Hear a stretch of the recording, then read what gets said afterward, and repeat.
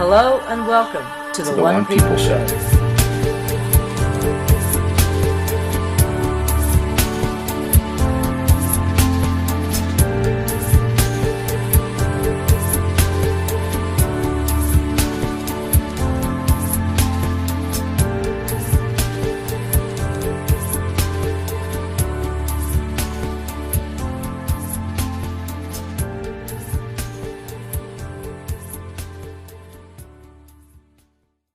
Hello and welcome everyone to this week's One People Roundtable Show. We are going to touch on the Mandela effect a little bit as well this morning. Dee and I have not discussed what we're going to talk about today. Someone won't tell me what she wants to talk about. So I'm in the dark with you guys. I'm just going to sit back here, smoke my cigarette, and let her go off for a while. Well, let's kick it off with this Mandela thing then, because there's two parts to this that have. One's an observation, one's been brought to my attention. So 18 months ago, whatever it was, when we first started noticing changes. Heavily noticing changes, yeah. It was historically, for the most part. Pop culture and historical. The pop culture came later. So the historical stuff in terms of events around the wars, World War II, yeah, certain battles, things like that. It was historical changes, and we were convinced at that point that they were in the process of trying to rewrite history. Like it was political rhetoric. It was just, like the politicians trying to push new changes. And then it became the pop culture stuff, the Bernstein Bears and Sex and the City sort of kicked that off. And then came the Bible changes.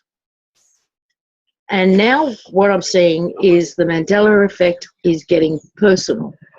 It's as if, whether it's Solace, whether it's whatever it is, she is hand-picking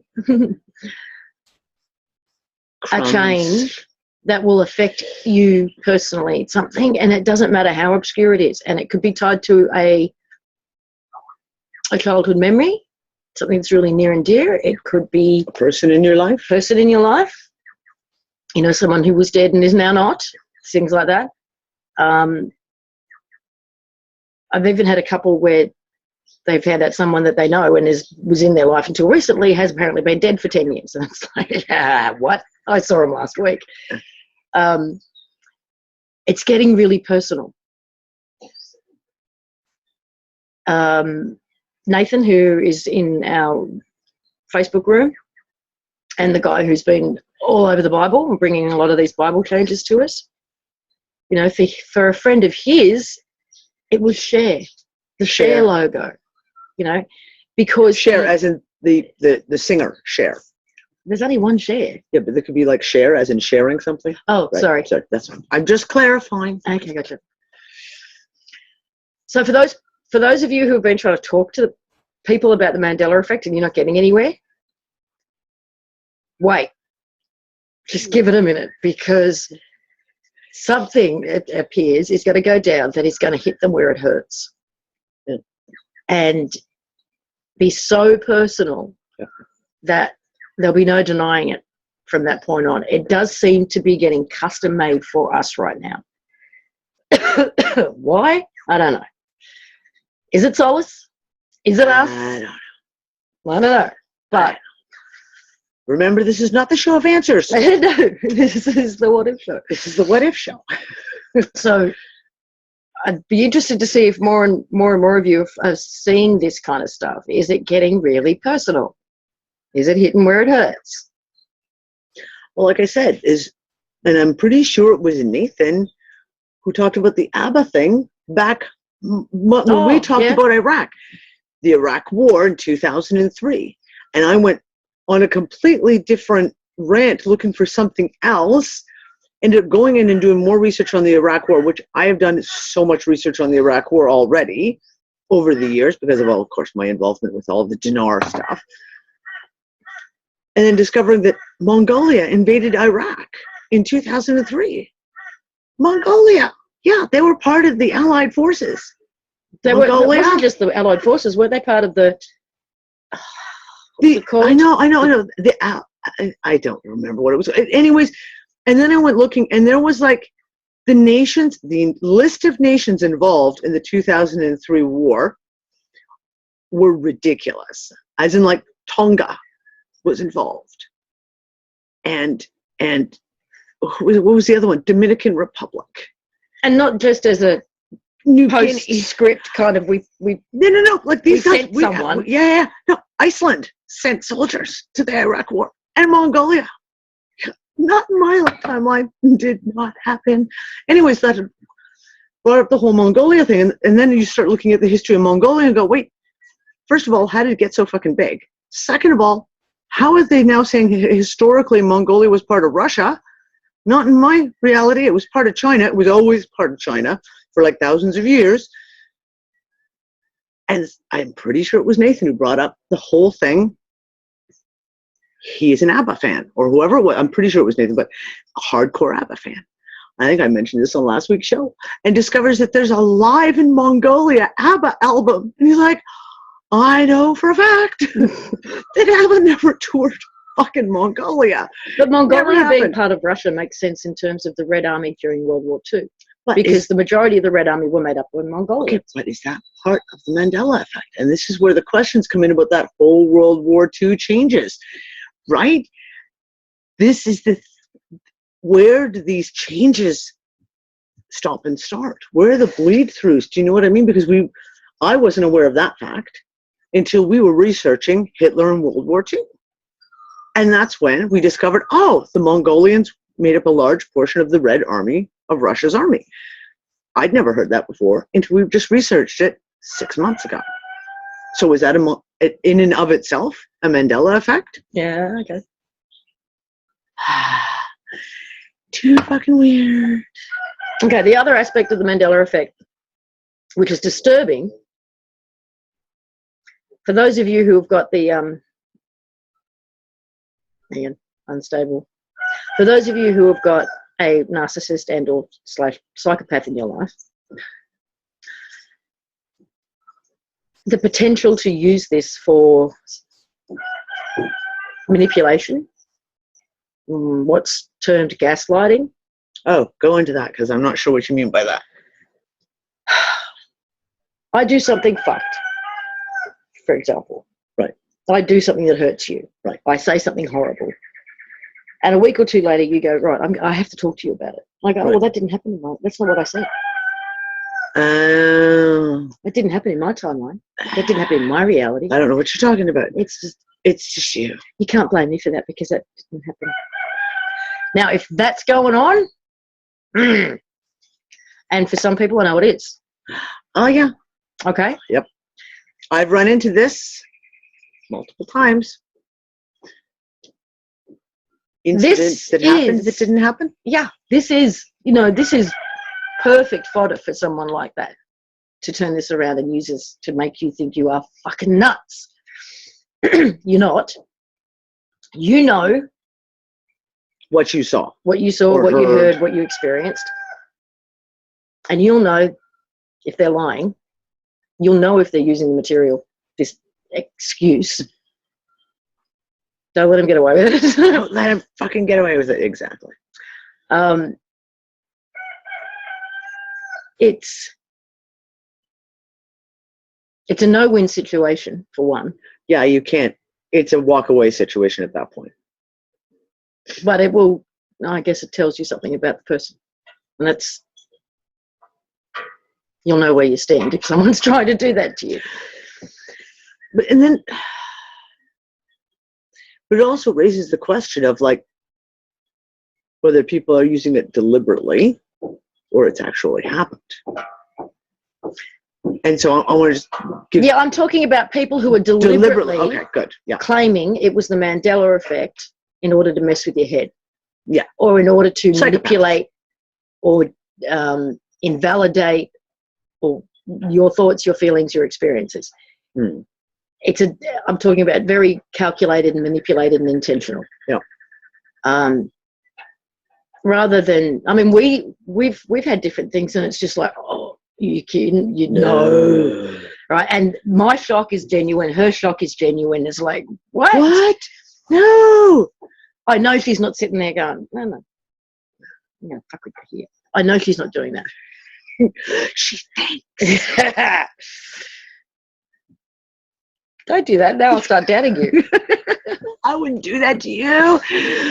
Well, maybe just a little bit fun, but I would always come clean in the end. Someone tried that with me several times. I ripped them a new arsehole.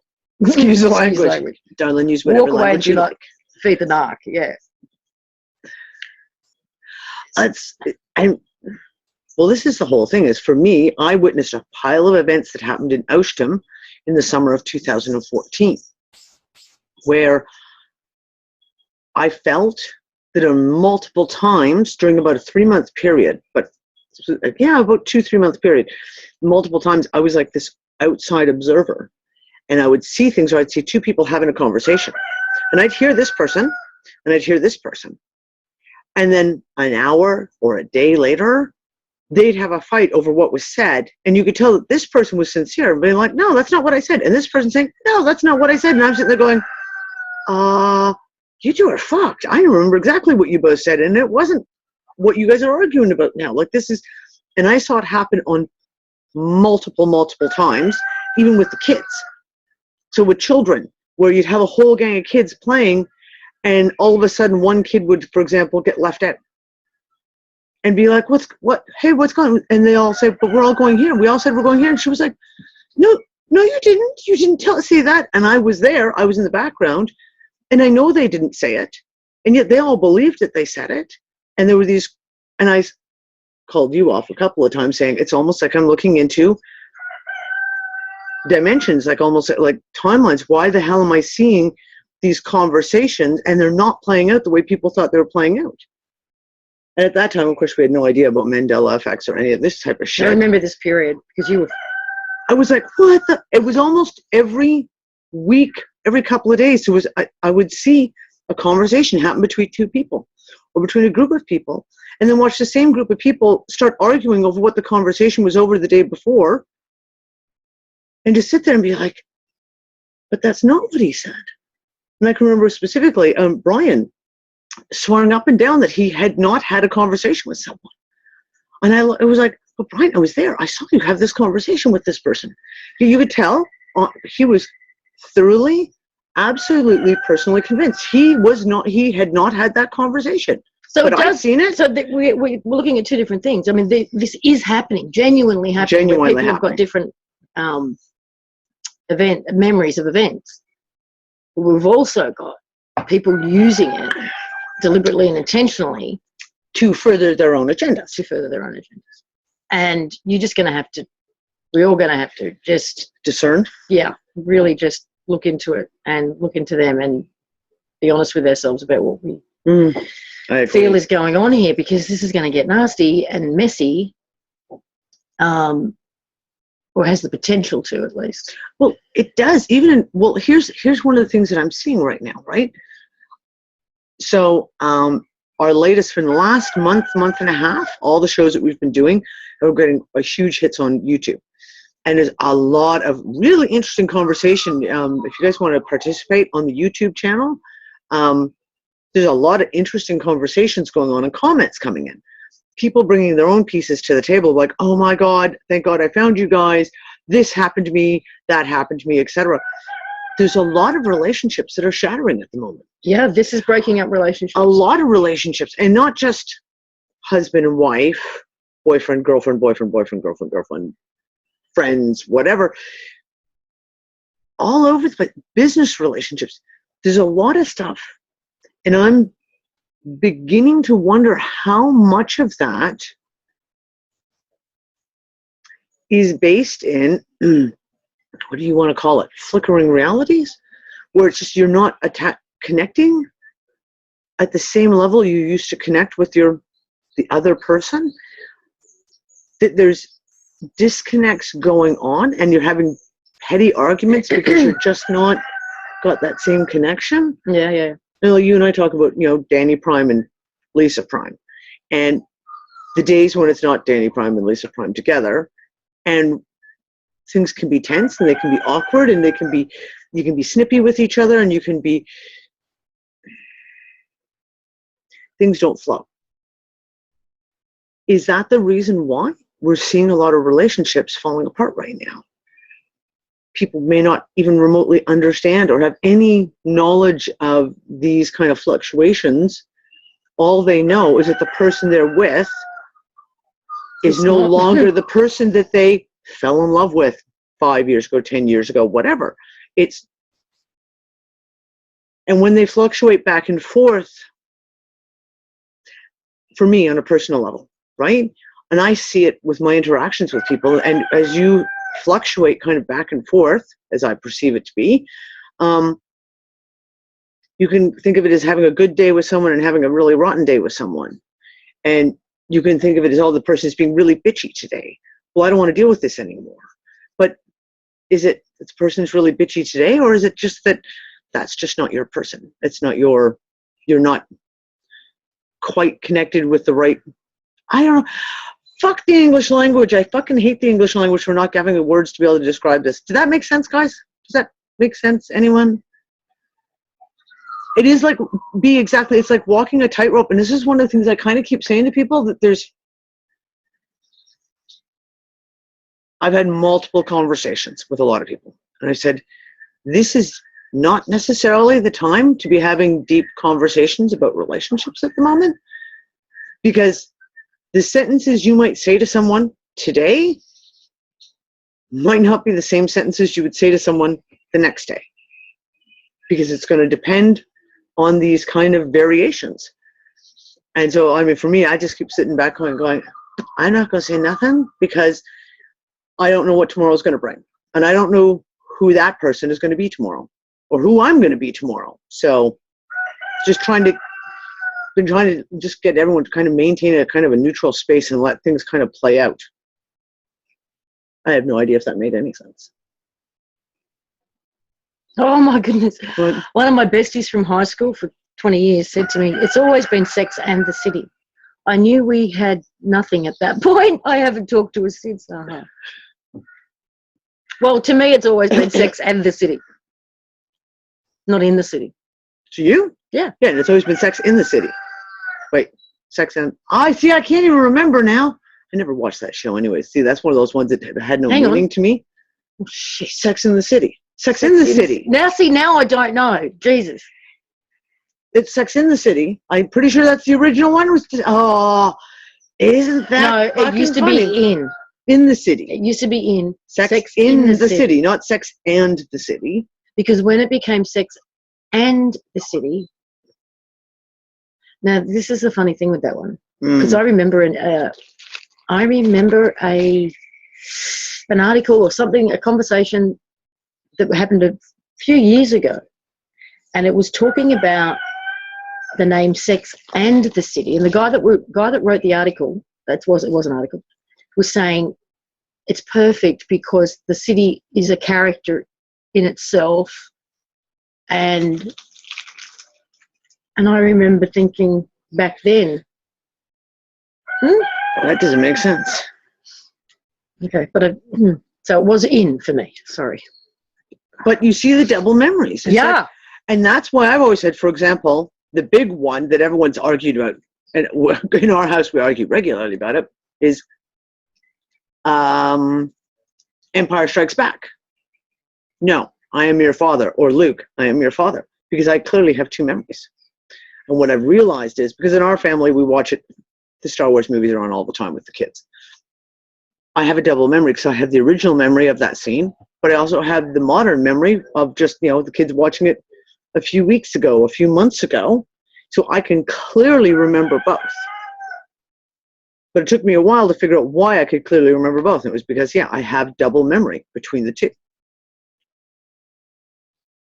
I find myself changing a lot. I am disinterested in most of the reality I have been in my whole life. Some people around me are not changing so much or are in denial or whatever, so we feel the separation. Yeah. Yeah, and I completely get you on that.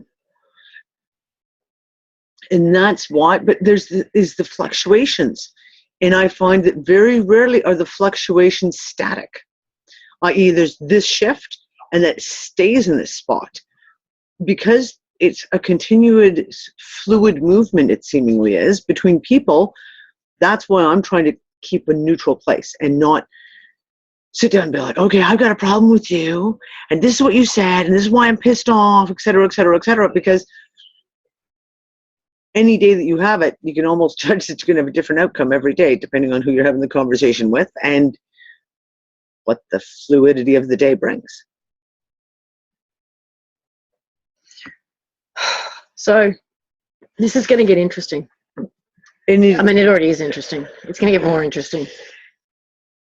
The way that I'm seeing disconnects amongst people, and it's not over.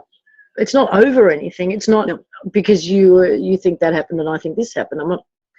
But just at a deeper level, there's these disconnects happening. Yep.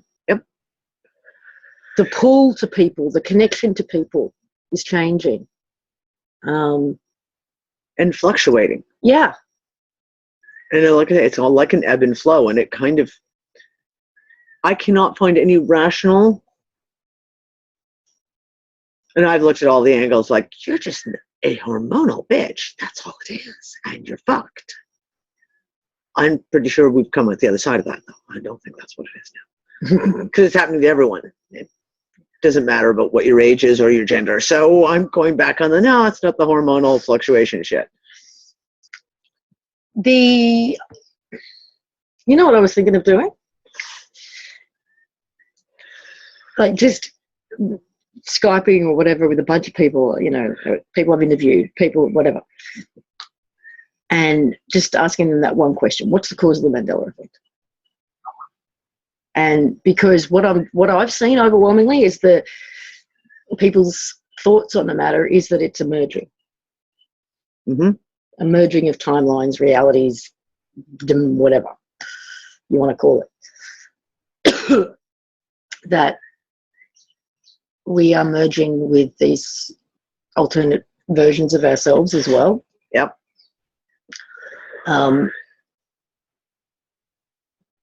But on the one hand, yeah, okay, it feels like a merging, and you and I have talked about that for a couple of years. It feels like we're merging with alternate versions fractals of ourselves coming in. But at the same time, simultaneously, in some contradictory way, it feels like a separation as well. And then I wonder if one is a cause and effect of the other. The perception, meaning, like the actual perception of separation is actually the effect of the merging, i.e., how can I explain this? As you bring in more of yourself, more fractals of yourself, your understanding expands. Your own consciousness has to expand with each and every merging together. And the separation becomes apparent in the stuff that you leave behind. Do you know what I mean? There's a perceptive, like we've talked about it. We have this perceived separation in this fucking world. Like there's a separation of like just separating from it and being like, I have so no little use for this. I have no use for that. And that's why I'm wondering if it's a cause and effect thing, that it's the merging together is helping us maybe leave behind, get rid of, and that is the perception of separation that we're seeing as in the pieces coming apart. Yeah, okay, I know what you're saying. Yeah. The other thing I wanted, which we have touched on last week or the week before, that the idea that this is an artificial reality, firstly, there seems to be an awful lot of information about that right now over the last few months, like it's being pushed. Which makes me suspect it all, because I am the devil's advocate. But there are those who believe or are concerned or question whether or not the push for seeing this as an artificial reality is a way to get us to not care or to think that it's all meaningless or that it just doesn't matter somehow because it's not real. This is what I meant the other week when I said, what if Solace and the collective consciousness of humanity and what we call Gaia's consciousness is all one and the same? Exactly. Just different words. Like if we have developed this technology, being the internet and computers and stuff, then why wouldn't the consciousness that is Gaia if you want to call it that, for lack of a better term, lack of a better term, utilize that to communicate with us. Exactly. We have stopped using all of our, and become further and further removed from all of our old tools for connecting with nature and the energy of the planet. Most of us are so, in the Western world at least, removed from all of that. It's like we've taken the phone off the hook. We're not, she's getting a busy signal, but this is just a tool for her to communicate. Can I say what if? Mm-hmm. Okay, so we've talked about the aspect of a simulation within a simulation. The 13th floor. The 13th floor, that's a movie if you haven't seen it. 13th floor is a movie, a really, really horrible, it's a badass B movie, but there's some interesting shit in it. So theoretically, it's kind of very interesting, and you should watch it. Inception is the other one with, is that Matt Damon? No, Leonardo DiCaprio. Both of them deal with a reality within a reality within a reality. So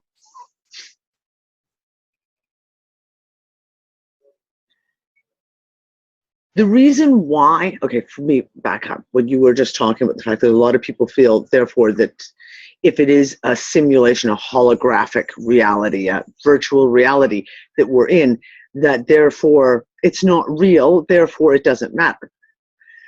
And I disagree. Yeah, me too. Because, exactly, because you and I have had this conversation. Because that can hurt.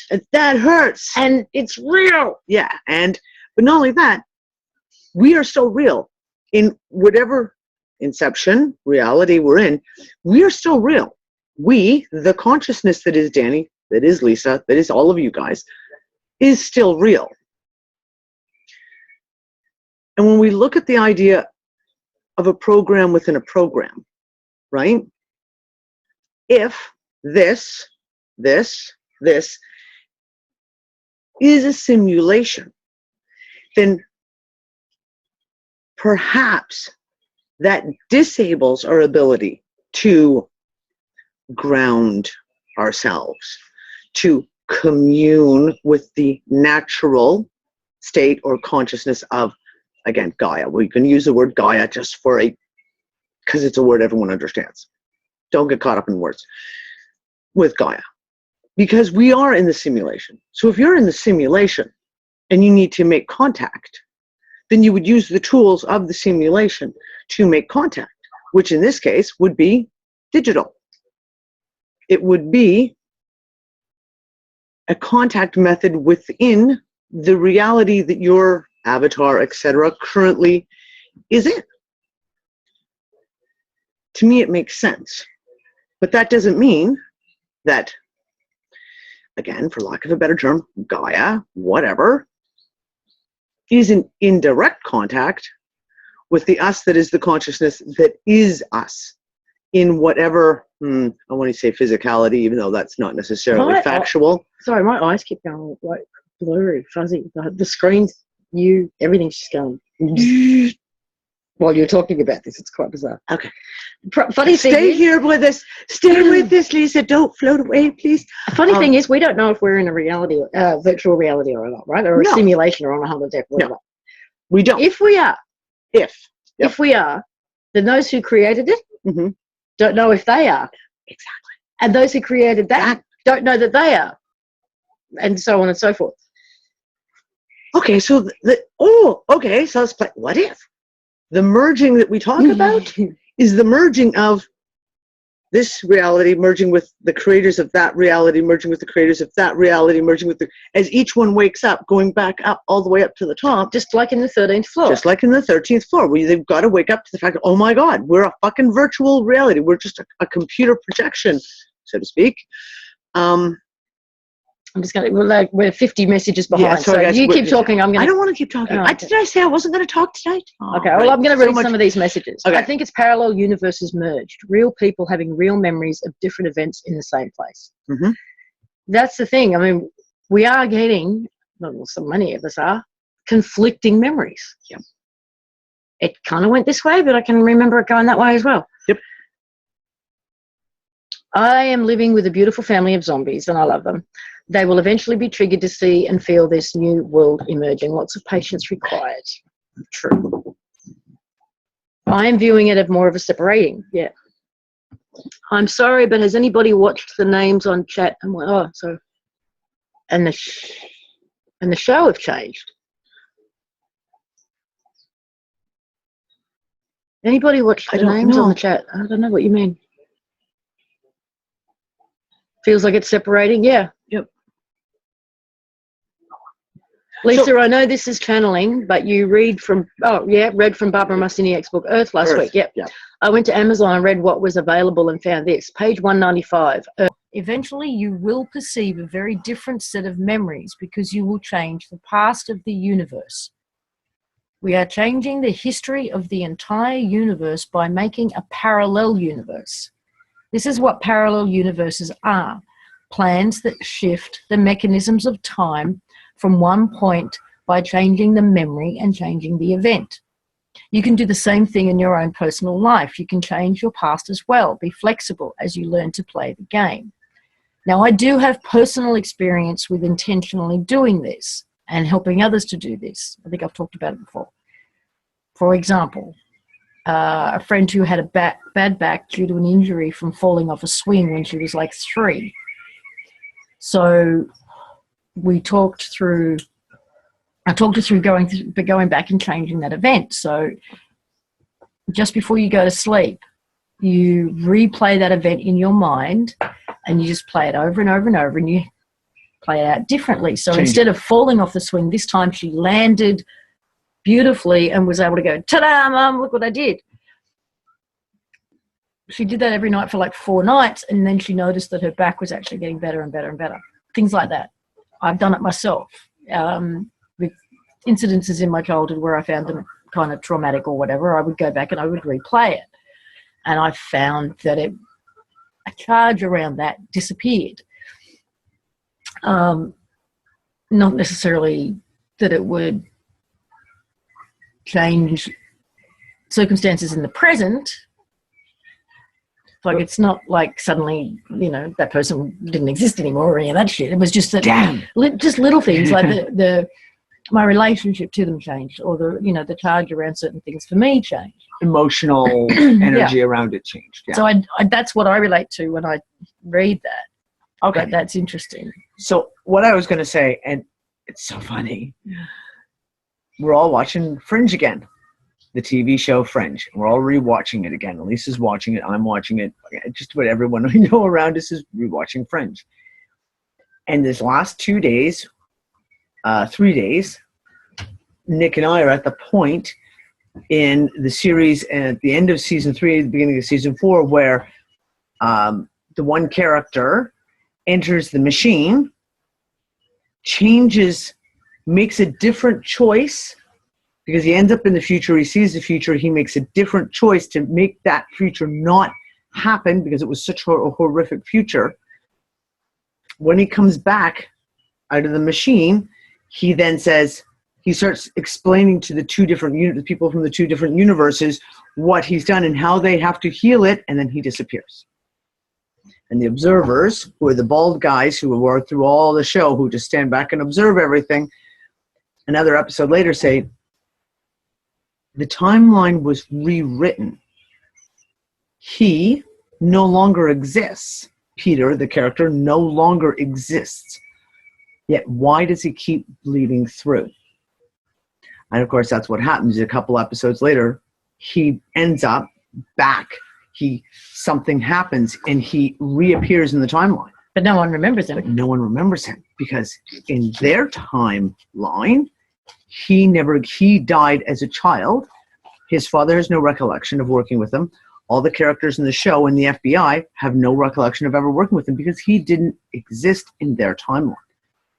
And the subtleties of the changing of the characters in the story and how they relate to him is all different because the timeline in his past was changed. And I keep coming back to that. So many little pieces, and that just keeps coming back. It feels like some of the shit that we keep seeing here. That the timeline has been changed, but there's also this bleed through of different things seemingly bleeding through. And is that the Mandela effect as well? That is another theory, is that, of course, the bleed through is exactly like it was in Fringe. The timeline got rewritten, and yet somehow it's bleeding through anyway. Kimberly, I've been going back to childhood, teenage memories and changing events, gaining what was lost, my voice, the ability to stand up to adult bullies. It is changing my present. Nice. Yes, you can change your damaged heart. Some of the way I Mandela say it is effect. this way. Does it hurt to try? No. No. So go in. It does not hurt. In all of these things, what does it matter if you don't go and try? Just go try. If you can change it, if you can set that intent and you can go and change those outcomes, why not?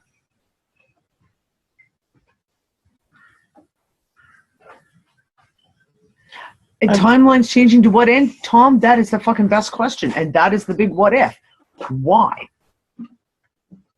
We had a conversation, look, I don't even know if that was last night or this morning now, where it kept coming up of like, but we don't know.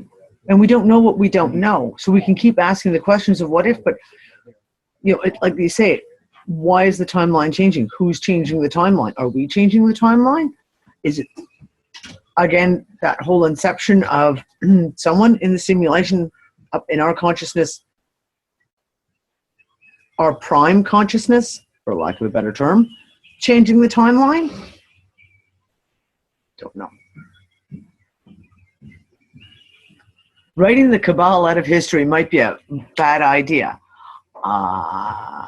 Or maybe we can write something else into the history of the cabal. Like they all get really, really bad diarrhea and all have to sit on the toilet for the next year while we fix the planet. That works for me. No. Sorry.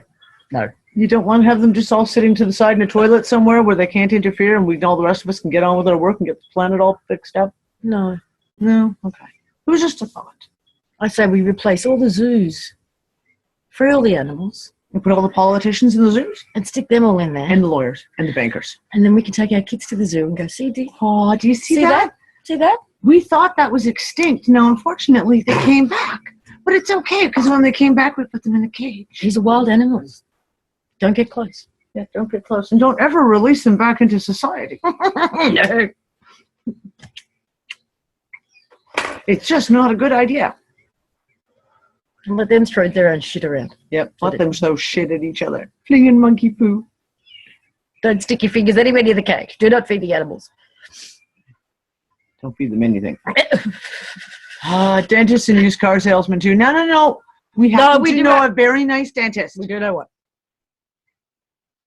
It's true.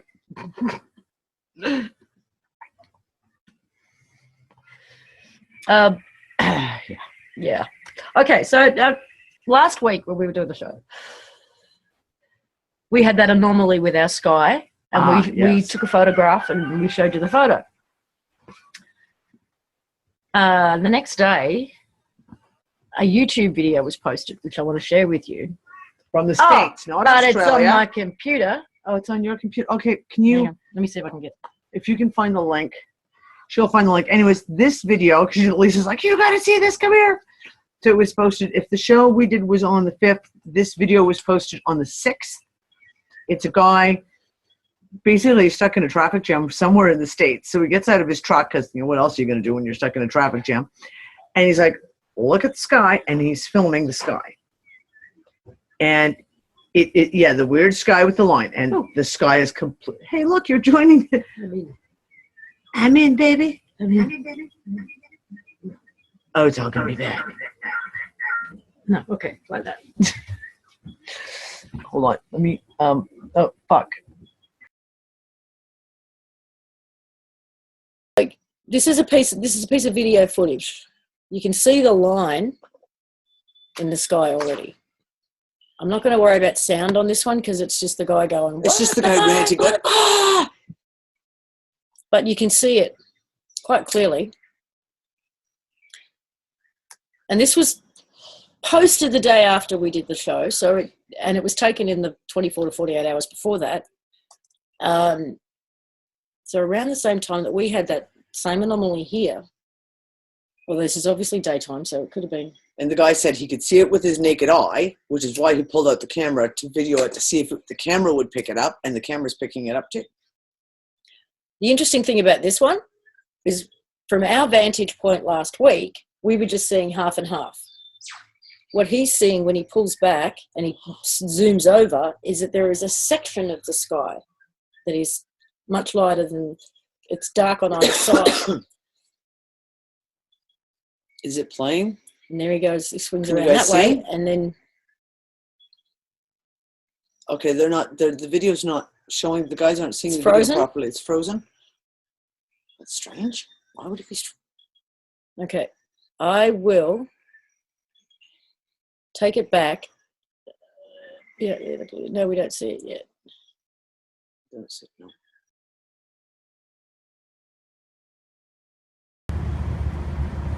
Let me ask you, does anyone else see that in the sky? How the sky has got a perfectly straight line all the way through it? One side is dark blue,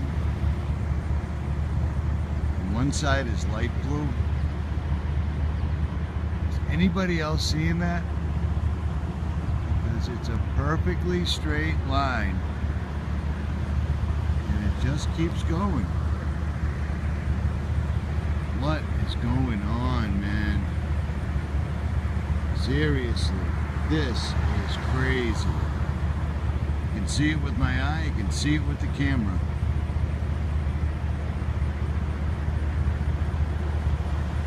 Wow. See that? It looks like a before and after picture or something.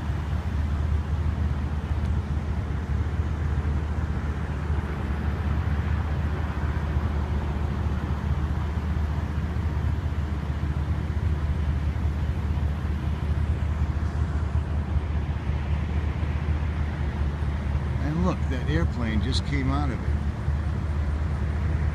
He just came out from behind the dark blue. So what's one side a hologram and one side's... Wow, this is a trip. See him? He just came out. See the difference in color? It's not going anywhere. I'm stuck in traffic. I just happened to get out of the truck to stretch my legs, and I noticed this. Here's a good one. Okay, so this is I've just paused the video. It's not one of the best shots of it, but there, if you can see my cursor, there is a line right down here. The sky is darker on this side and lighter on this side. But it's... And there's an airplane in the video. There's an airplane, and the guy says, "Oh my God, the airplane just came out of the blue side. Out of the dark side. Out of the dark side." And it was just like, it just randomly appeared in the light side as if it just randomly appeared. Like and then it came out from behind the dark side. And at the very end of the video, the guy sees there's a small plane flying back across the light side towards the blue side, the dark side. And obviously his phone is not capturing it on the video, but he's kind of verbally walking you through it. And he's like, "I want to see if this plane just disappears." And sure enough, as he's seeing it with his naked eye, the plane goes across the light side, and when it hits the dark side, it just disappears. Now, we looked at the video several times. We couldn't see this plane that he's referring to. We did see one come out, but again, trying to go through it frame by frame, it was tricky because of the way he was sort of trying to zoom in and stuff. But there distinctly was a dark side and a light side of the sky. Yeah, and Christine, we will embed, like when we put the video of this up, we'll make sure the video is attached, and so people can actually go in and look at the video. It's kind of fun. Now, in relationship to virtual, is this a hologram? These photos, and I don't have, if you own these photographs and you're not happy about me sharing them, I'm just going to apologise now. They're not. I'm not going to say names. I don't know who owns them or anything, but they came through on my feed. They're public as far as I'm concerned, so you'll get to see Facebook feed. This is just a photograph of the sky. Can you all see it? The sun behind a cloud and the whole thing.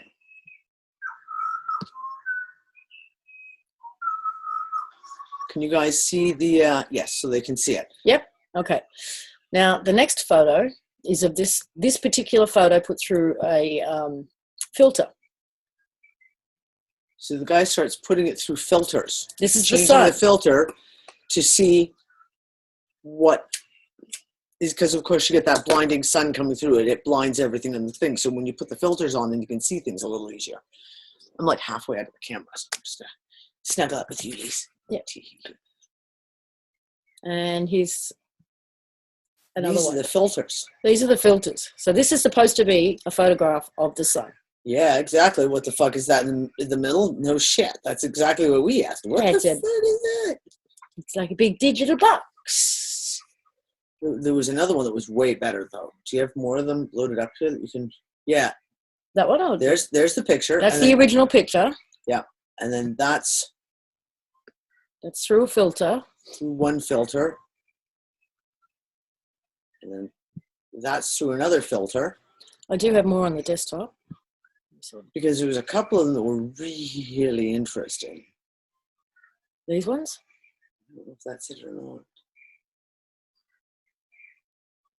Yeah, we can just put that one up so you can just see that one where it shows you the various different filters.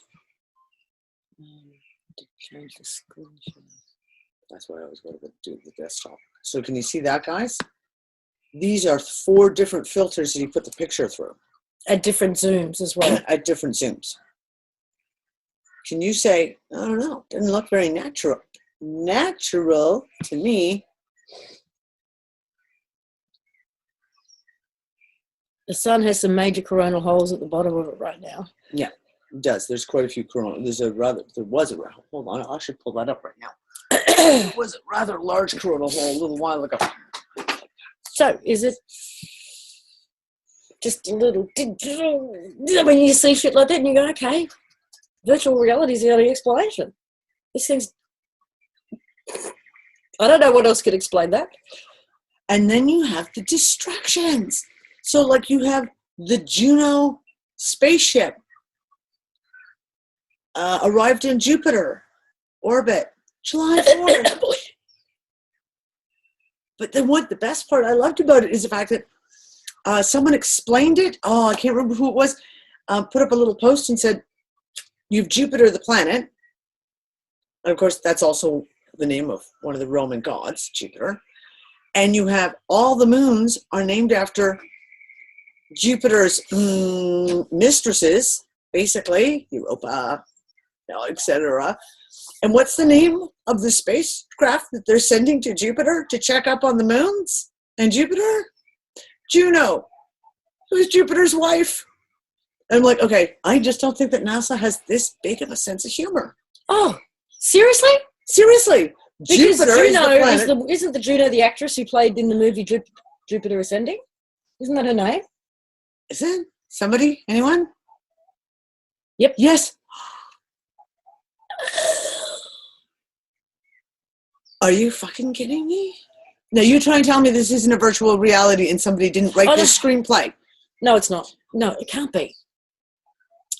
All I know is, like I said, we have a planet named Jupiter, and all the moons of Jupiter have been named after the god Jupiter's mistresses, conquests, if you will.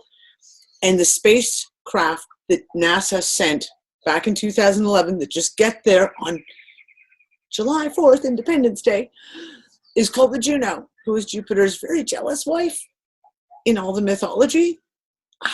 You can't make this shit up. And I'm sorry. I don't. Mila Kunis, that's it. CERN, well, and that's it. Okay, so CERN uses all the gods' names for everything too. It is a continual reusing of all these gods' names, etc., that always keep coming back. And yeah, but I'm just like I don't think that NASA has a sense of humor. So I'm the Juno space shuttle. Yeah. so sure I follow on that one. And again, on RT today, it's got another article, or yesterday had another article about some other planet, and they're really still so pushing this distraction of outer space stuff. Outer space Didn't stuff. a NASA scientist accidentally disclose Nibiru the other day? He just accidentally happened to mention it. It was really close. I watched the video, and it was kind of very twisted, and it was like one of those typical very convoluted videos. So yeah, I don't know. I just keep laughing. I just keep laughing. What do you say to this shit? I just don't even know what to say to this shit anymore. So what are you looking for? I'm trying to find the... My computer's being a fucktard, so just hold on a second. I'm trying to pull up something. That was .net, that's why I couldn't find it.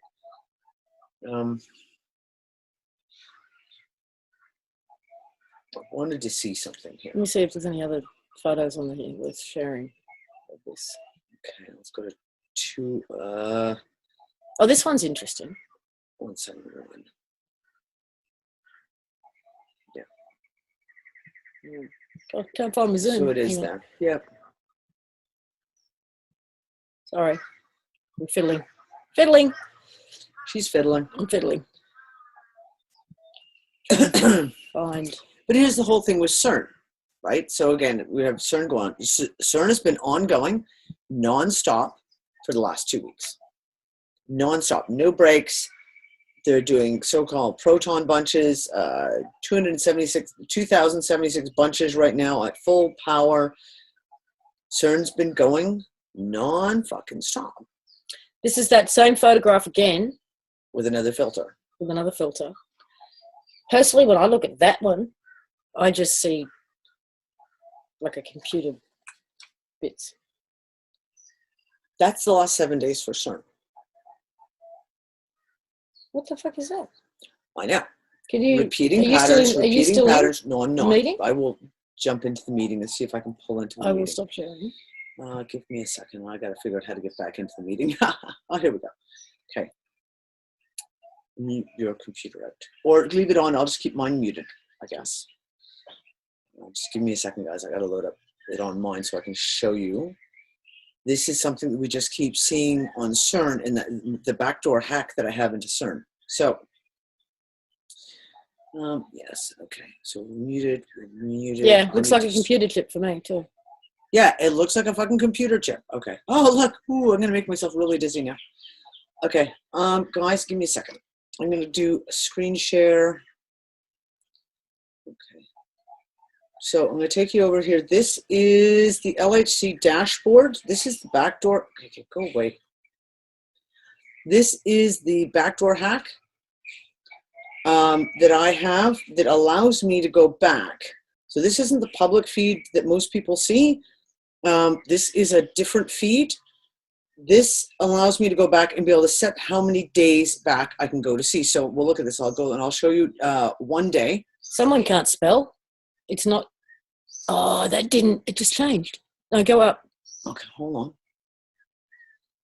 So that just changed. It didn't say calibrated. It said calibrated.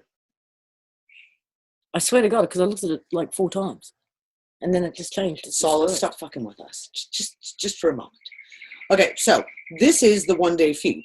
So when you have the 1 day, you have everything zoomed in. You can see a lot of the little fine details. So down here, we can see you have all kinds of little tiny blips happening, right? Now, and you can look at the various crossovers. So for example, in the admittance and the beam lifeline, etc. We've got some really strange shit in the beam lifetime. That's really bizarre. I've never seen quite the cutouts like that. Now, what I can do is we can take it to 2 days. Come on. There we go. See, there's looking at the beam for the 2 days.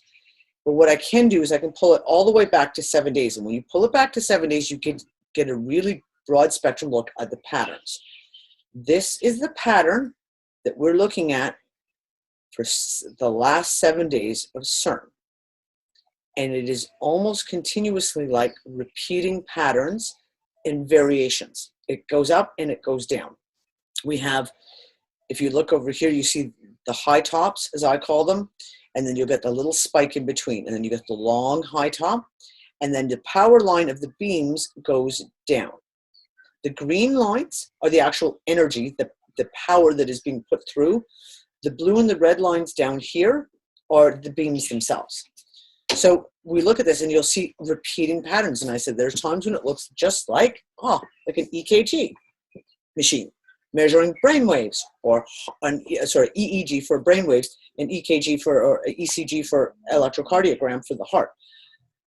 We see repeating patterns all the time, except that we've got a new pattern over here just in the last 12 hours. That pattern stands out as being, you can see here, a completely different emittance. I wonder if we can see something happen today. Well, keep note of that, folks. Keep note of that. Let's see if something happens today, because it is, if we look at the one, I'll go back to the 1 day again, we can see that as of about 1400 yesterday, if that's 1400 UTC, that would have been on the 11th for you guys. European UTC around just before 1400, we have the drop off of the beam, and then just after 1600 as they start building the beams again. But at around 8 p.m. UTC last night is when things start getting a little weird. UTC, that would be 8 hours behind us. What are we at? 11 in the morning, so that would be 3 o'clock in the morning, our time, Australia time. So yeah, there you go, guys. That's what CERN's doing. And CERN's been doing this kind of non-stop this whole time. I'm going to stop the video again. I am going to leave the meeting again, because otherwise it's going to screw up everything. Okay? And I'll close the live feed here. And yeah, there is a rather large coronal hole. The whole top half of the sun is got a massive coronal hole purportedly, and a couple of small ones coming on the sides and the center point, the equatorial regions. Are they still trying to smash particles to recreate the Big Bang? I don't know. We keep Was that ever their intention? What, was that ever their intention? Because I don't think so. I think the Big Bang is a moot point for the most part. Do you want to close over? Just in case it's... Well, none of them's feeding. Oh, okay. None of them are feeding, so it's okay. They're all static pages. Yeah, little bits coming out of CERN about how they're opening parallel universes. And their little happy dance Mandela thing back in 2014 is still what freaks me out. I don't buy their shit. I really don't. But I also don't buy that what we're seeing on, even on that, the backdoor hack that I have, I don't even necessarily buy that that's real. I have muchy questions when it comes to CERN. Muchy questions. But we can only use what tools we have at hand to kind of keep an eye on these things. So, no one knows the real truth. Exactly. Getting back to changing subjects, but back to what we talked about last week with when we had Lainey call in and talk about just waking up and being able to play the drums one day. Wanted to know whether anybody else is discovering new talents, abilities, skills, passions. Someone commented on the YouTube channel show from last week that somehow out of the blue in the last 6 months, her 13-year-old can play the piano. Just like that. Just like that. I just decided, just sat down, started playing. I wouldn't know if I have any new talents or skills because I haven't done or tried anything new. Why don't you go stand out there and see if you can do some handsprings? Back handsprings, let's see. Yeah, nothing too physical. Because my body's not doing too well. No, my body hurts. It hurts a lot. Yeah, we all want a whole other story. Oh, well, it turns out that based on just comments on YouTube alone, if you don't take nothing else, shoulder pain, neck pain, scapular pain at the back, hips and knees. Apparently, it's an epidemic. It's an epidemic right now. And like I said, I'm talking hundreds of comments over the last month. hundreds of people have commented. And eyes. And Yes. eyes failing. Oh, and dents. And dents Facial appearing, dents. and facial scars or dents, etc., just randomly appearing. If this So was a many of known them. named disease, it'd be, Epidemic. and there'd be a vaccine, but Almost you. well, there would be. You know, There would be a vaccine for the epidemic of scapulitis. It's an epidemic of scapulitis. If the CDC Eyesitis were failus. involved, it would have been, yes, it'd be a red alert, and there'd be a vaccine. Yeah, and everyone has said the same thing. Oh my God, I can't move my shoulders. My shoulders are fucked, and I've done nothing. Like I said, it's all the same thing. With no one has any reason. They can't say I fell down the stairs. I was in a car accident. I was, like I said, throwing a baseball too hard. No. Yeah, fish and bird die-offs. Okay. Yeah. Again, how does Well, our theory on that is that it's the magnetics. the magnetics of the planet? Fish and birds are species that have their own geolocation, their own patterns, flight and swimming patterns, where they follow the same patterns all the time. And because the magnetics of the planet are shifting, and like I said, they're shifting. The sun's in the wrong place. The planets are in the wrong place. All the stars have new orbits. We could be on the other side of the universe. Don't fucking know. It's all fucked up. And hence the fact that we have massive die-offs. And they're trying to, I swear, they're trying to distract with trying to blame Fukushima. And this isn't saying that Fukushima isn't causing problems. That's not what I'm saying. But that is the rhetoric. Or for the whole Pacific coast. And then the rhetoric for anything that happens in the Gulf of Mexico is, of course, the BP oil spill. Oh, that's what's caused it all. But those do not explain the mass die-offs that we're also seeing off the North Sea. Inland, in waterways where you have whales beaching themselves off the coast of England and dolphins beaching themselves in Germany. And they're not dying in the water and then just getting washed ashore. They're literally swimming up onto shore as if their GPS is set wrong. The east coast of Australia here, this time every year, they migrate north right up the east coast. The whales. The whales. And then around September, they start to head back down again. And I've heard, I haven't seen any myself. Nope. We're not on the coast at the moment. But I've lived on the coast on most of your life. Yeah, last 20 odd years. But in the last month, I've heard 3 people say that the whale watching has been extraordinary because they're so much closer to shore. Now, I haven't heard of any beaching themselves yet, but whale watching season's going off because they're so visible and they're playing really close. The dolphins often come in and surf the waves with the surfers and stuff like that. They're always kind of close, but the whales are usually much farther out in deeper water. This is the thing. When you have flamingos show up in Siberia, which happened last January, flocks of flamingos showed up in Siberia, and the government was like, we don't know what to do because we can't leave them there because they're going to die. They'll freeze to death. Why the fuck are there flocks of flamingos in Siberia in like December, January?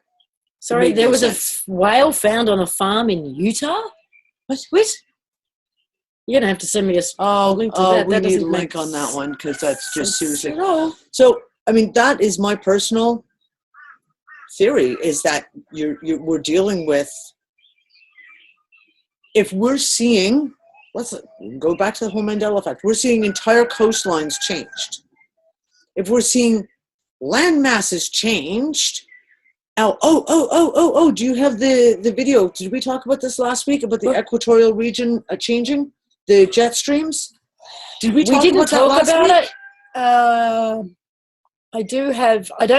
week? There was one particular video that did the rounds that everybody probably saw. Yep. Which showed the jet streams merging. But there was another one that I came across. Okay, so here's the one. I'll give people kind of the setup to it. On what we see is the northern and southern hemisphere. and just go with me on this, folks, please. I don't want to get into the whole flat earth fucking shit.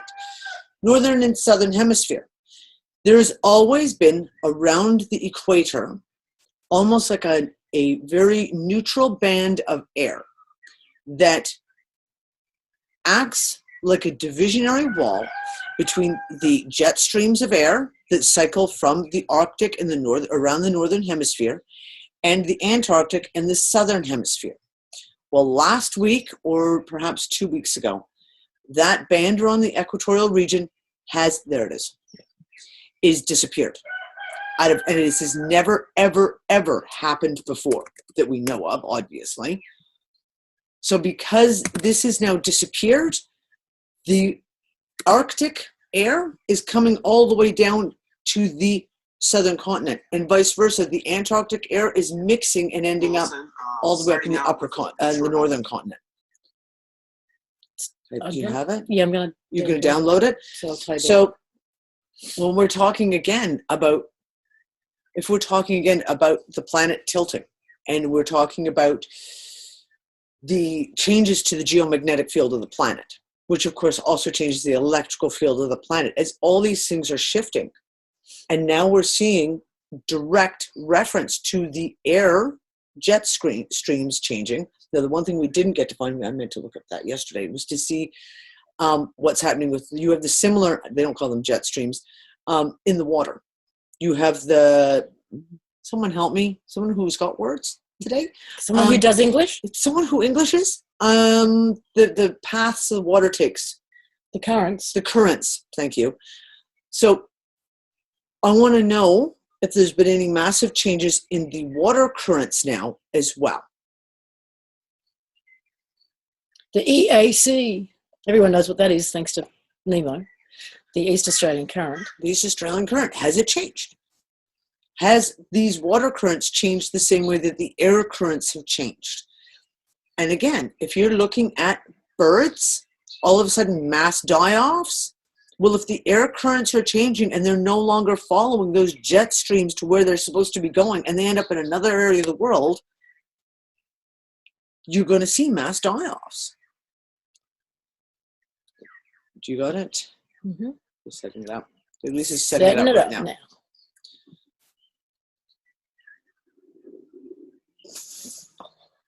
Yes, that was my stomach. Apparently I'm starving. What? What? What? Oh, forget it. Don't worry.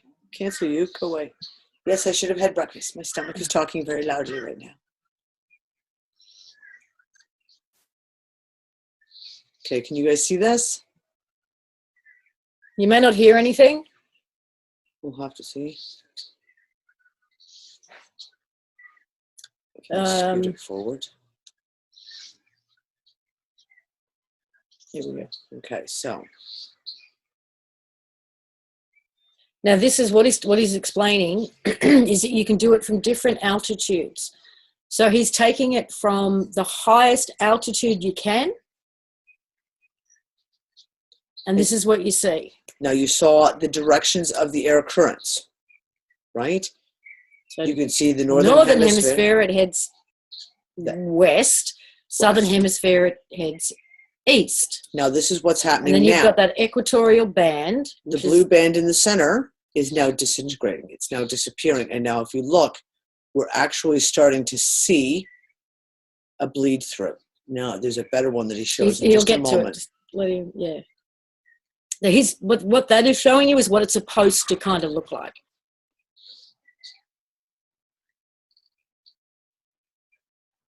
But then you can see on that southern, in the southern there, we're getting these little vortexes and some splits happening.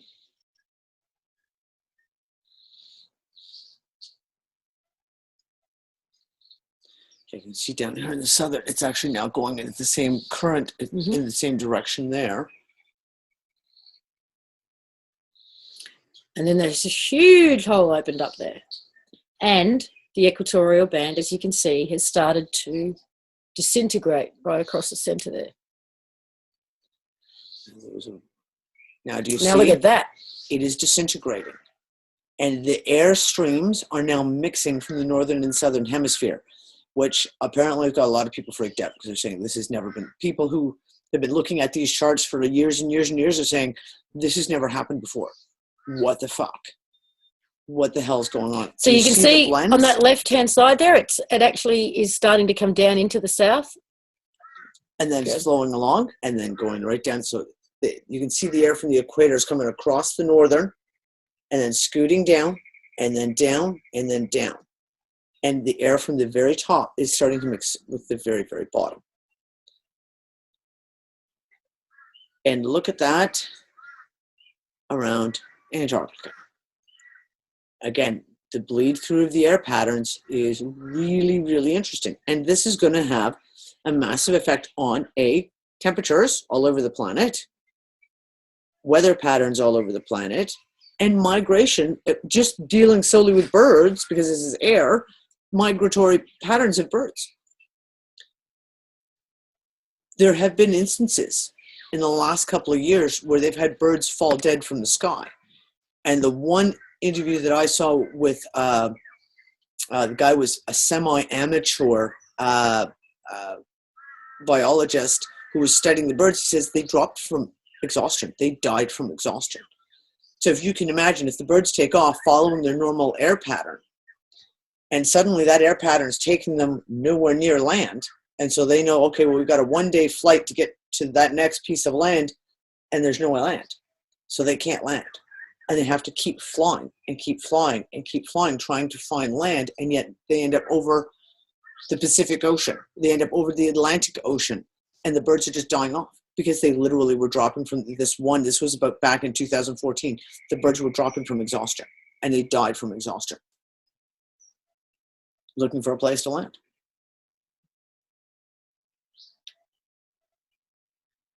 Global warming. Huh?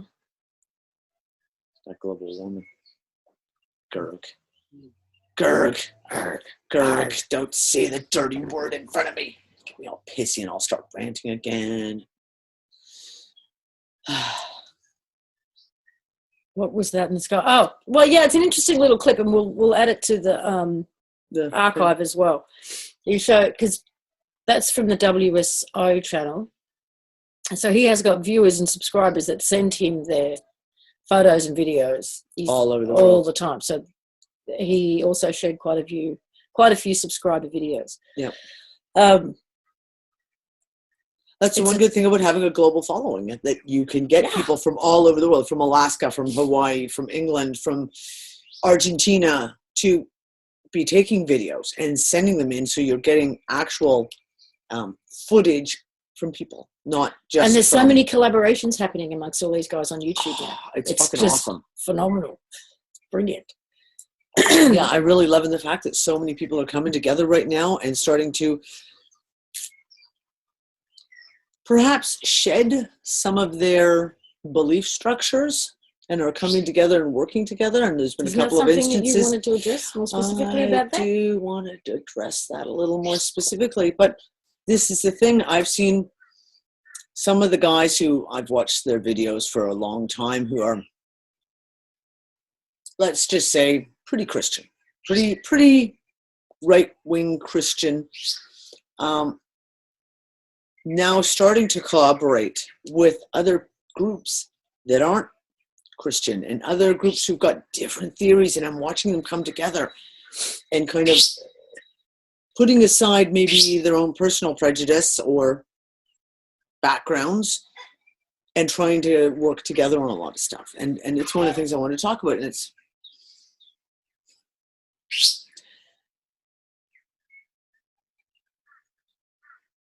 belief structures. And when does a belief structure become all-consuming, or become almost like a religion, right? I'm sorry, guys, my stomach is making horrible noises. I'm really hungry. I need a cookie. Somebody get me a cookie, quick.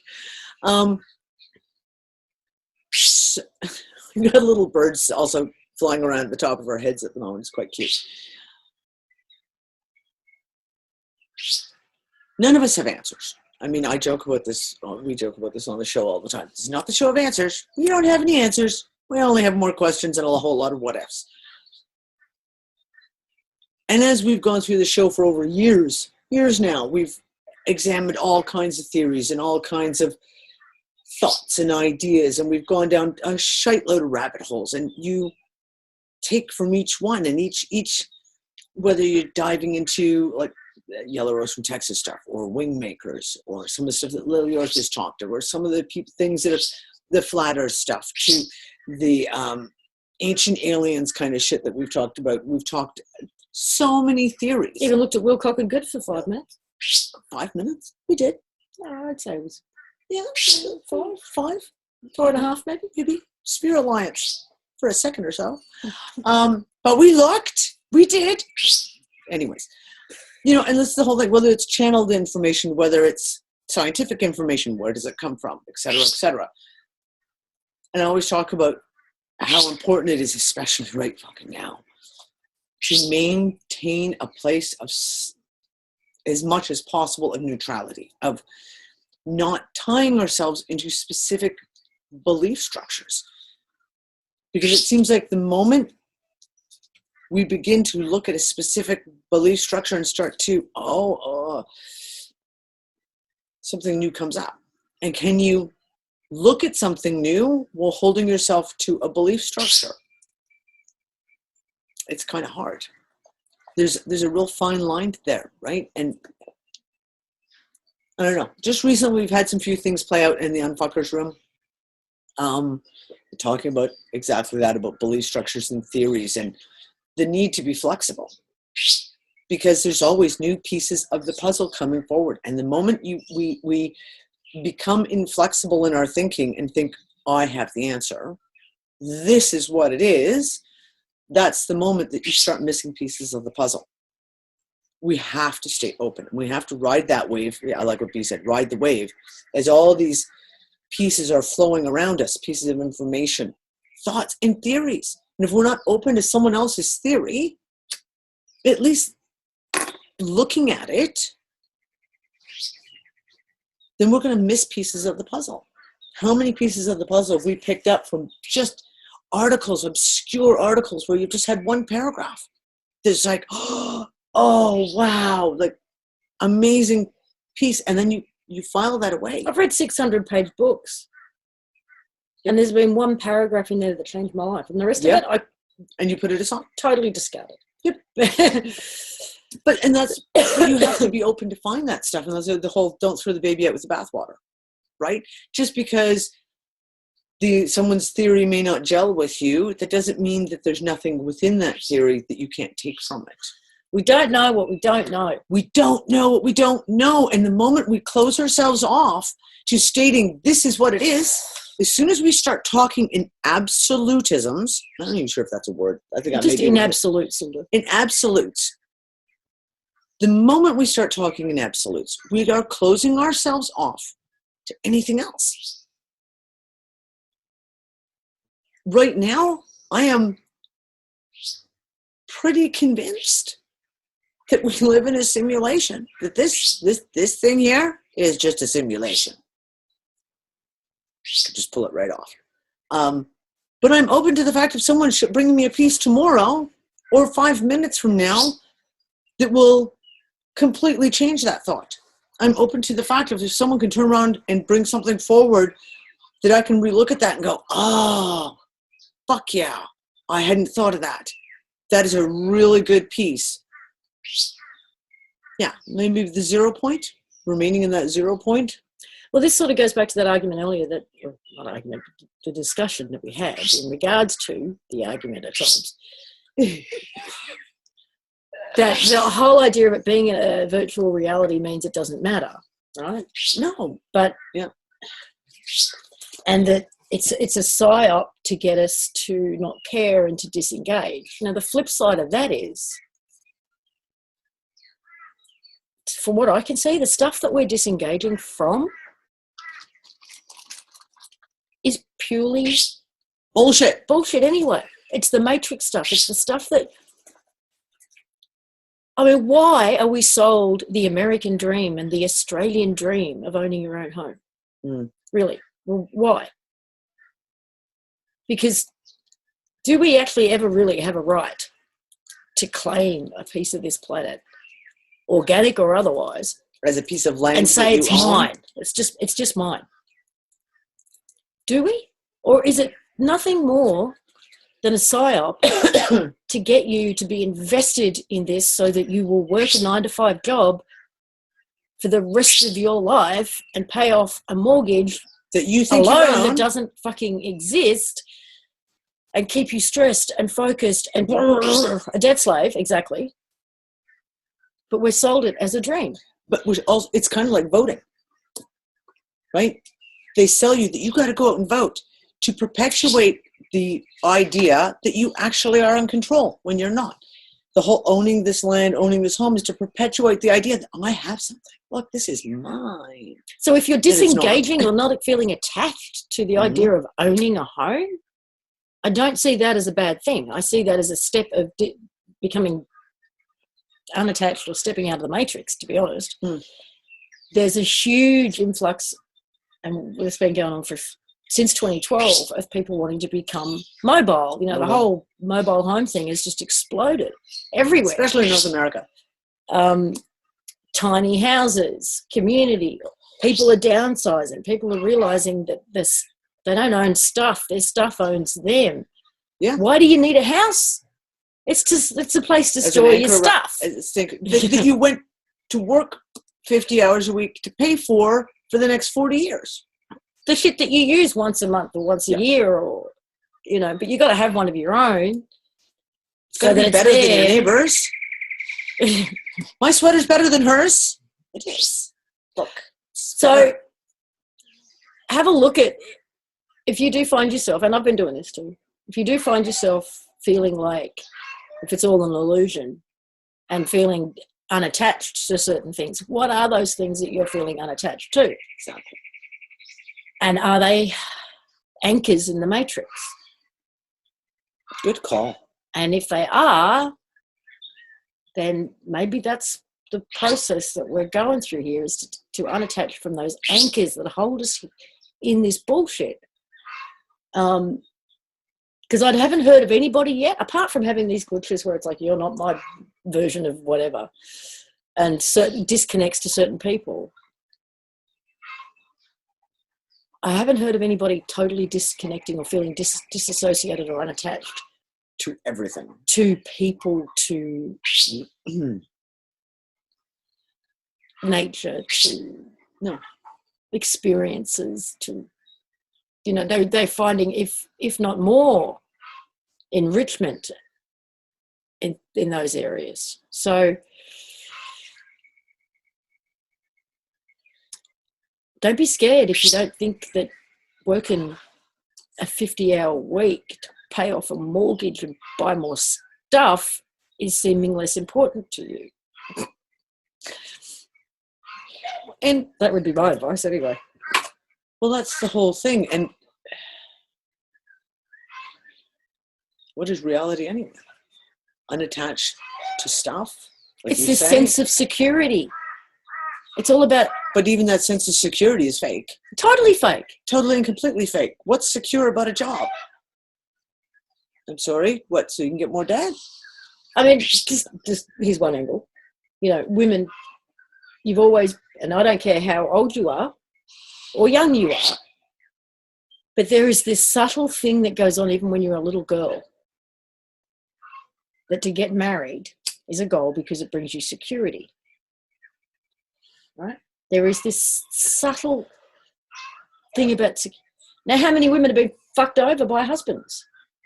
Left with absolutely nothing. There was absolutely no security in a marriage at all. And the flip side of that also, they will still believe that there is. Yeah. And women will go on and marry for a second time and a third time, because somewhere in their deep subconscious there is this belief that there is some security in there, and yet their own lives have told them through experience time and time again that there isn't any.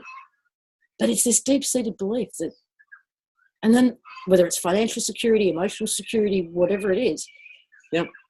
So that's just one way that plays out. But well, like I said, even in voting, I mean, right now you got the Americanitis of the U.S. elections right now. And I just keep more and more people, Bernie Sanders, Donald Trump, fucking Hillary.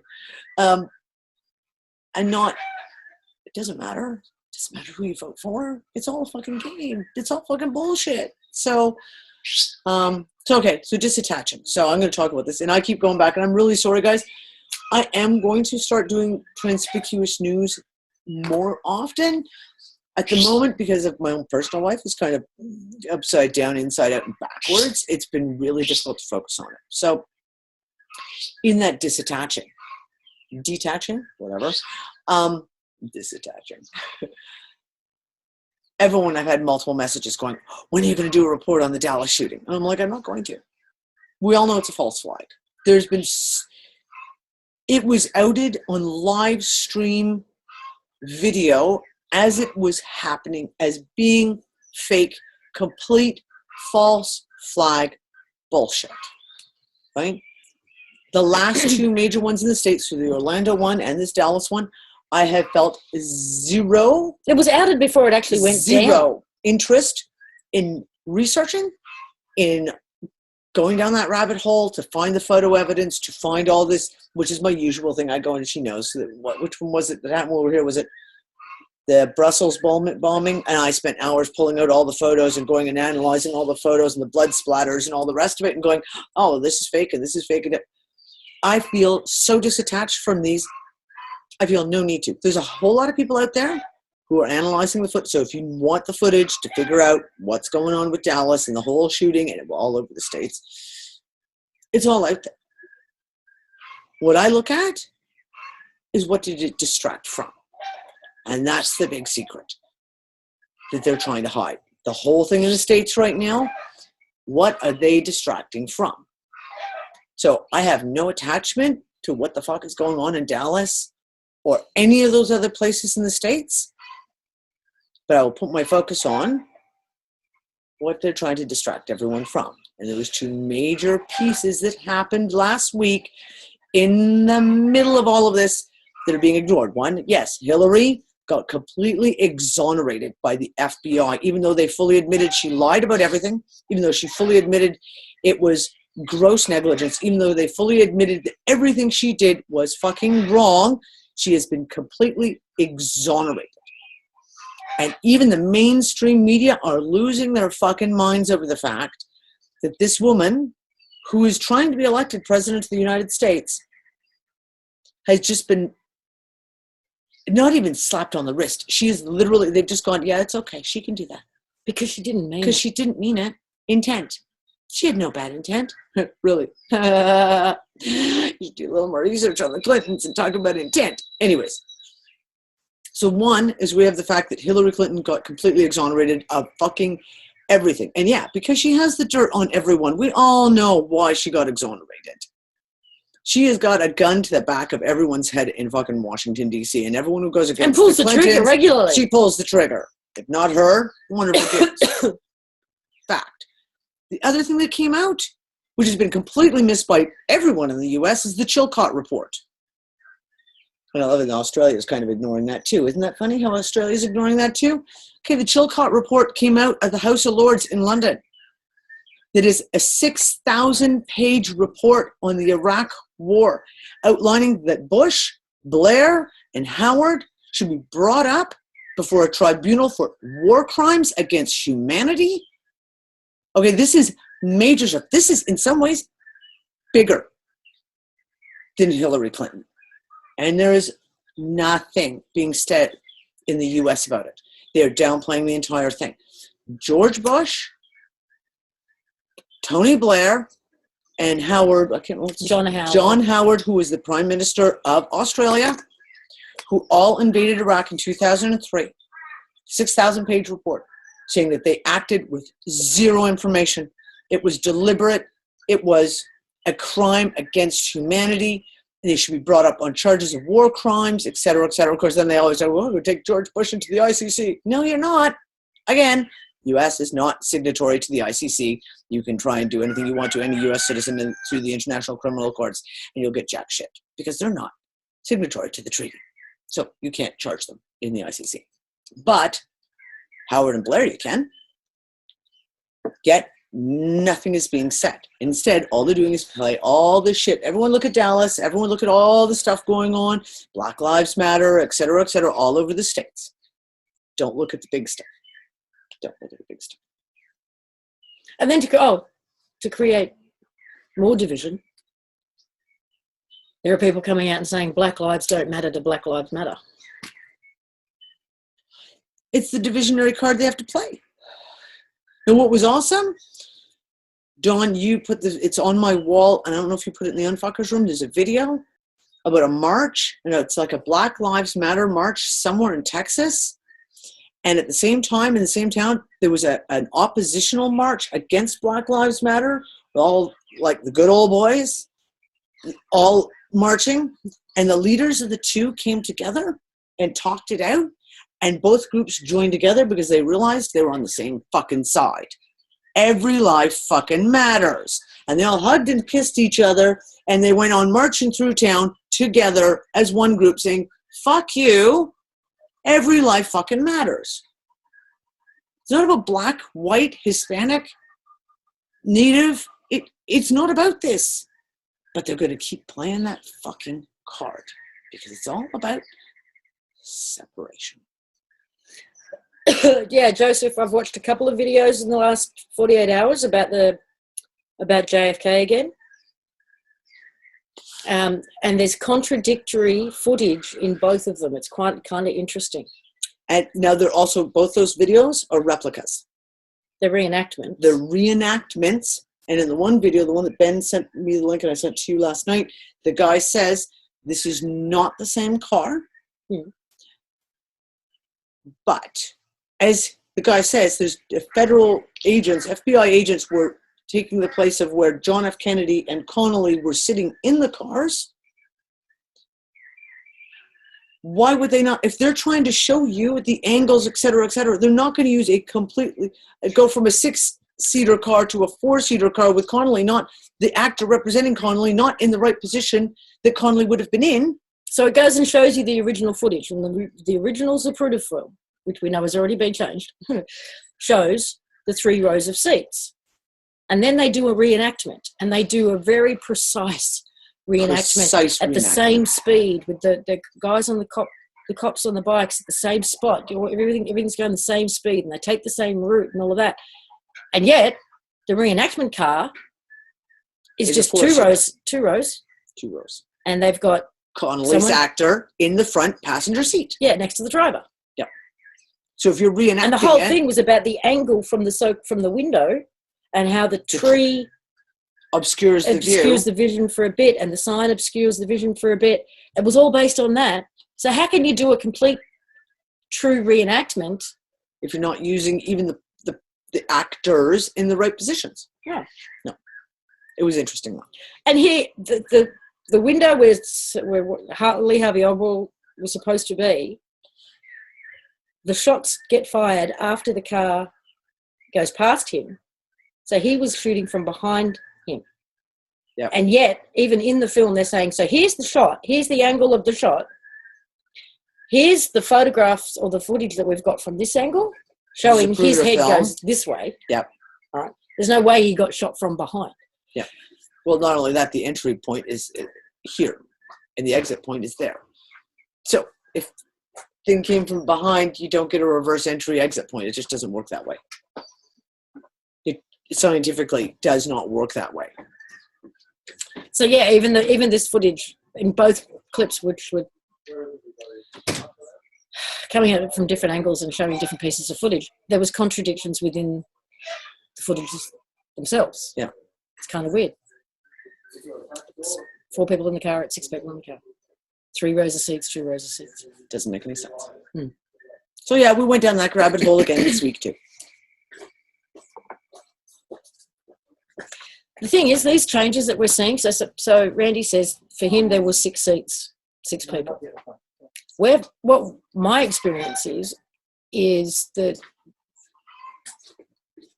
these changes, what's new, what's now, what's current, has always been for a minority.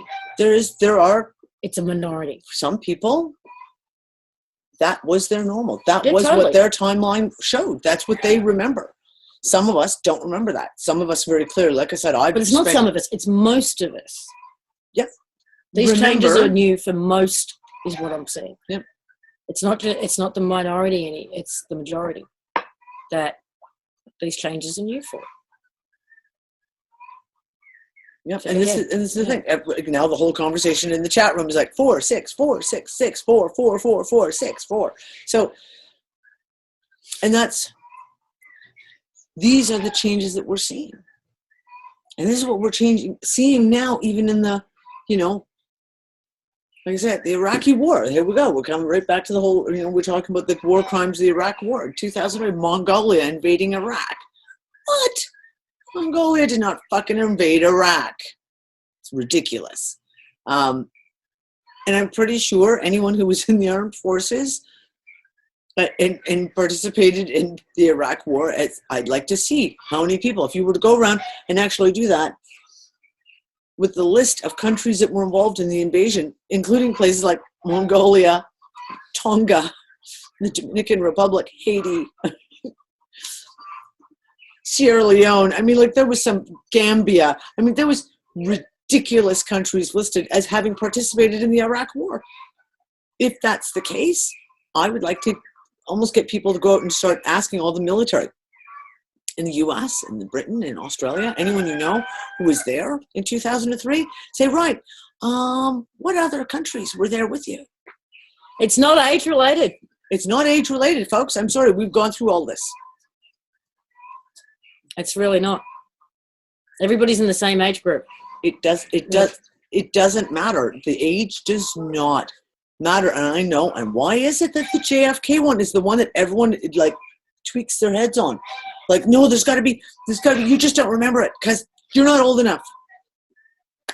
I get it. But it's one of those, that's why I said 9/11, JFK's assassination, Princess Diana's assassination, there's going to be certain ones, events that are, it might be shared for you, that are foundational to how we tied maybe in our own reality matrix. And those are the ones that when you come butt against and you hear something that's different, you just can't deal with it. Like I said, everyone's got their trigger points. Oh, my eyes just did the same thing yours just did. Oh, mine have been That's just blurring out all day. Okay, so I know we lost some time with our dropout, but we're at that time. Yeah. So recap. Oh my God. Recap. We know nothing. There are no answers. Mandela effect is getting personal. Beware of psychopaths and narcissists who may want to use this against you. Yep. Don't let them. God, what else have we talked about? Don't know. Strange shit in the sky. Strange shit in the sky. Share your videos and photos with us because we will share them with others on the shows. Be open. Be open. Don't close yourself off. Don't tie yourself to anything belief-wise, because the moment you do is the moment you're going to miss something. Oh, and when I said earlier on when I was talking about it's getting personal, I said, it's sort of coming to the point where it's getting people where they hurt. I don't mean it hurts necessarily. No. I mean something it's something that's of. super, super personal and it's no longer deniable. Right, like me with the universal blood type. It was at that point, up until that point, I was like, Mandela effect. Oh, that's really kind of funky. Wow, that's really cool. And then the universal blood type. And it was like, oh, what the fuck? Because to me, yes, the chickens are going nuts. Apparently it's egg laying time. So they're all, having a little cheer-a-thon for whoever's laying eggs. Yeah, so for me, that was one of my very personal ones because I am a medic. I know what I was trained. I know biology. I know that as someone who is O positive and who has been used as an open line donor in emergency situations because I'm the universal blood type, to all of a sudden go and wake up into a reality timeline that they're saying, oh, negative is a universal blood type, going, no, No. And it's not a matter of like, you just don't remember it correctly. No, it's not it. Sorry. Like I said, this is a personal thing for me. This was my livelihood. I was a medic. You don't just forget what the universal blood type is when you're doing involved in emergency surgery and shit like that. It just doesn't happen that way. I went for a walk on the same path for 15 years, and there was a house I never saw.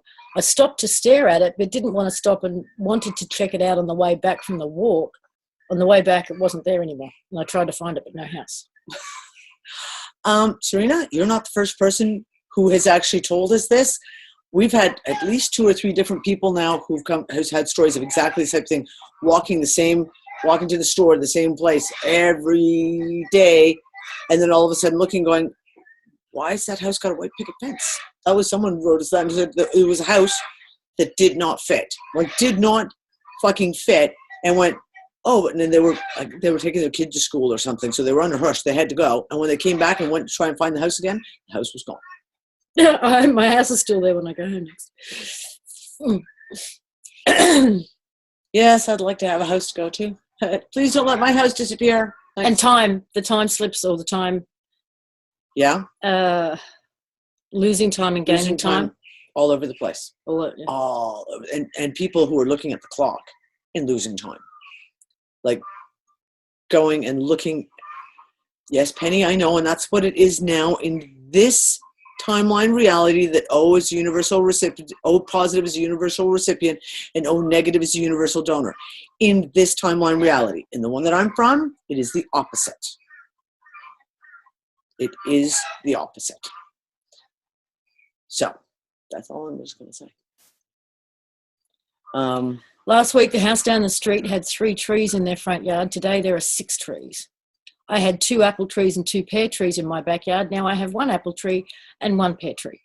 My mum is totally freaked out about our fruit trees. Yeah, no shit. I'd be freaked out about that too. Yeah.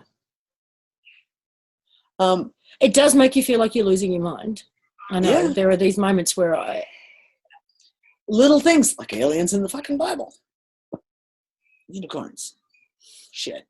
But you know. Mongolia invading Iraq. Hang in there. Fucking losing my mind. Daddy, go count your kids. Daddy, go count my kids. I count them every night when I go to bed. Unfortunately, I keep gaining kids. So like the other night, I'm putting the kids to bed. I went from 4 to 7. I shit you not. I was like, oh, I got 7 kids. I have 12 kids. No, stop. Mm-hmm. I can barely feed the ones that I have now. We're going to say bye. Who knows where we'll be next week? Yeah. If the calendar I will keep the calendar up to date. So if you're unsure about whether there's going to be a show or what time it is, just go to. And we will make sure in the Unfuckers room. And you know what I'll do is I'll even on Removing the Shackles, or you do it, put out a little article saying the show time for this week will be moved. If I'm in Europe, it'll have to be removed. There's just no way around it. So it'll probably be 2 hours earlier. Otherwise, I'll be doing the show at 2:00 in the morning. And that's not going to make for very coherent conversation. Okay. Bye for now. Bye, everyone. Stay sane. Stay sane. Don't drink the Kool-Aid.